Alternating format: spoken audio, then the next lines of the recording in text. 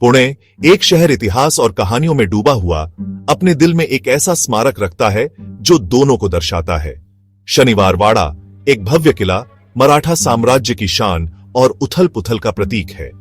लेकिन इसके आकर्षक रूप के पीछे एक काला और दुखद अतीत छुपा है, एक ऐसा अतीत जो सदियों से फुसफुसाता रहता है। इसके राजसी दरवाजों के पीछे महत्वाकांक्षा, विश्वासघात और खून खराबे की दुनिया है, जहां एक मारे गए राजकुमार की आवाजें आज भी रात में गूंजती हैं। यह सिर्फ राजाओं और विजेताओं की कहानी नहीं है, बल्कि एक ऐसे रहस्य के केंद्र की यात्रा है जिसने पीढ़ियों को मोहित किया है।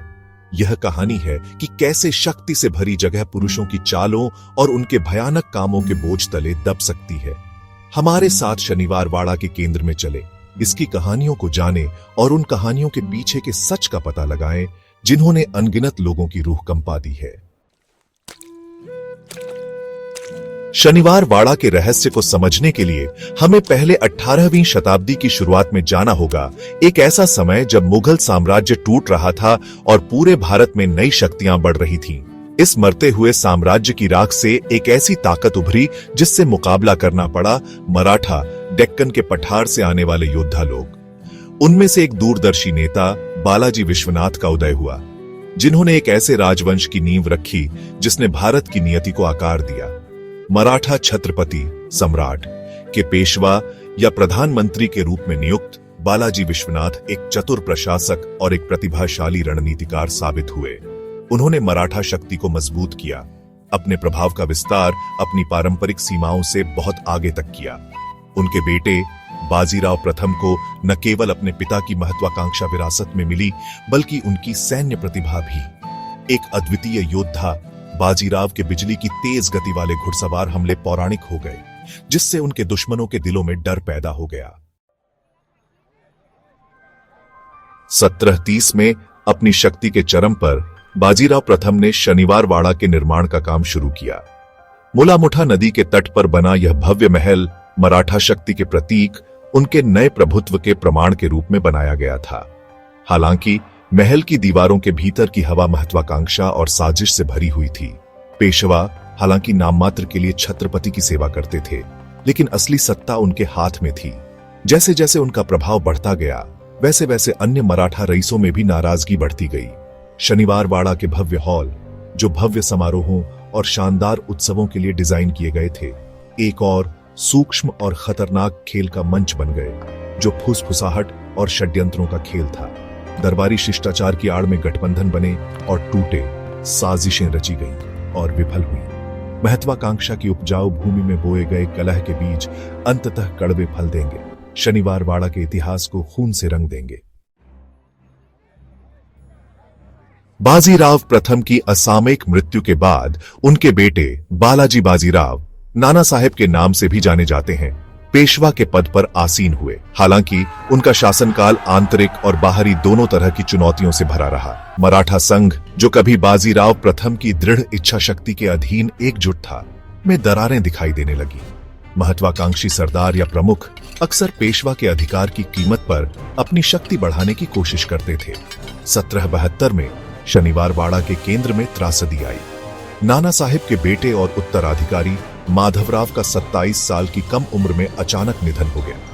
उनकी मृत्यु ने मराठा साम्राज्य को उथल पुथल में डाल दिया। माधवराव के छोटे भाई नारायण राव, जो केवल 17 वर्ष के थे, को अगला पेशवा नामित किया गया था। हालांकि उनका शासनकाल अल्पकालिक और हिंसा से भरा होगा। 30 अगस्त 1773 की भयावह रात को षड्यंत्रकारियों का एक समूह कथित तौर पर नारायण राव की अपनी चाची आनंदीबाई के आदेश पर महल में घुस गया। भाग 5, खोए हुए राजकुमार का विलाप, आतंक और निराशा की रात। 30 अगस्त 1773 की रात शनिवार वाड़ा के इतिहास में हमेशा के लिए बदनामी के रूप में दर्ज हो जाएगी। जैसे जैसे परछाई लंबी होती गई और महल रात के सन्नाटे की तैयारी कर रहा था, एक भयावह साजिश रची जा रही थी। गार्दी सैनिकों का एक समूह, दुर्जय मराठा पैदल सेना, चुपके से महल में अपना रास्ता बना रही थी। उनकी वफादारी धन और शक्ति के वादों से खरीदी गई थी। उनका निशाना युवा पेशवा नारायण राव, षड्यंत्रकारी, महत्वाकांक्षा से प्रेरित और सत्ता की लालसा से प्रेरित होकर नारायण राव के कक्ष में पहुंच गए। युवा पेशवा अनजान में फंस गए। बहादुरी से लड़े लेकिन अंततः हार गए। किंवदंती है कि मदद के लिए उनकी चीखें काका मला बचावा, जिसका अर्थ है चाचा मुझे बचाओ, महल के गलियारों में गूंज उठी। उस रात हुई क्रूरता का एक ठंडा प्रमाण। हालांकि उनकी दलीलें बाहरे कानों पर पड़ी। नारायण राव की बेरहमी से हत्या कर दी गई। उनके शरीर को इस तरह से ठिकाने लगाया गया जो आज तक रहस्य में डूबा हुआ है। भाग 6 अतीत की गूंज, अस्पष्टीकृत कहानियां। नारायण राव की हत्या के बाद शनिवार वाड़ा पर भय और संदेह का साया छा गया। कभी गर्वित महल अब विश्वासघात के खून से सना हुआ, मृतकों के विलाप से फुसफुसाता हुआ प्रतीत होता था। अजीबोगरीब घटनाओं की फुसफुसाहट महल के कर्मचारियों और शहरवासियों के बीच फैलने लगी। रात के सन्नाटे में कदमों की आहट सुनाई देती थी। दरवाजे अपने आप खुलते हुए दिखाई देते थे और कम रोशनी वाले गलियारों में परछाई झिलमिलाती थीं।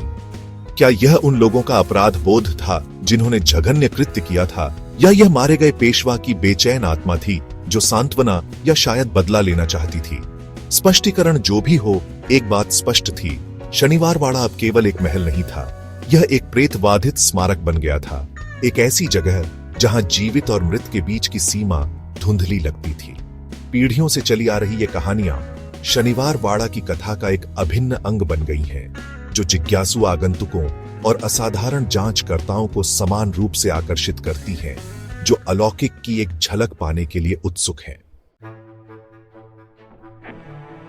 भाग 7 अंधविश्वास का भार, तथ्य, कल्पना और भय। शनिवार वाड़ा के भूतिया होने की कहानियां मनोरंजक होते हुए भी इतिहास और संदेह दोनों के नजरिए से देखी जानी चाहिए। मानव मन, खासकर जब अस्पष्टीकृत का सामना करता है, तो पैटर्न और स्पष्टीकरण की तलाश करता है। अक्सर प्राकृतिक घटनाओं को अलौकिक कारणों से जोड़ता है। महल की दीवारों के भीतर हुई दुखद घटनाओं ने निस्संदेह एक लंबी परछाई डाली है, जिससे इसके चारों ओर बुनी गई कथाएं प्रभावित हुई हैं। सुझाव की शक्ति प्रबल होती है और भूतों और प्रेतबाधाओं के बारे में फुसफुसाने का कार्य ही बेचैनी का माहौल बना सकता है, जिससे लोग सामान्य घटनाओं को असाधारण मानने लगते हैं। कोई अलौकिक में विश्वास करना चुनता है या अधिक तार्किक स्पष्टीकरण चाहता है। इस बात से इनकार नहीं किया जा सकता है कि शनिवार वाड़ा की कहानियां हमारे मूलभूत भय और आकर्षण को दर्शाती हैं, जो हमें अतीत की स्थायी शक्ति और हमारी समझ से परे रहस्यों की याद दिलाती है।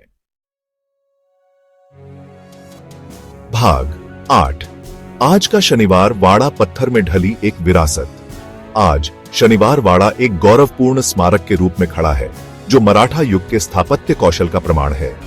इसकी भव्य प्राचीर, जो कभी सैनिकों, दरबारियों और राजघरानों की गतिविधियों से गुलजार रहती थी, अब पर्यटकों और इतिहास के प्रति उत्साही लोगों के कदमों से गूंजती है। भारतीय पुरातत्व सर्वेक्षण द्वारा सावधानी पूर्वक पुनर्स्थापित और रखरखाव किया गया महल बीते युग की एक झलक पेश करता है। इसके शानदार प्रवेश द्वार, जटिल मेहराब और विशाल उद्यान एक शानदार अतीत की कहानियां फुसफुसाते हैं, जबकि महल स्वयं समय बीतने का मूक गवाह है। शनिवार वाड़ा की कहानियां मोहित और चिंतित करती रहती हैं।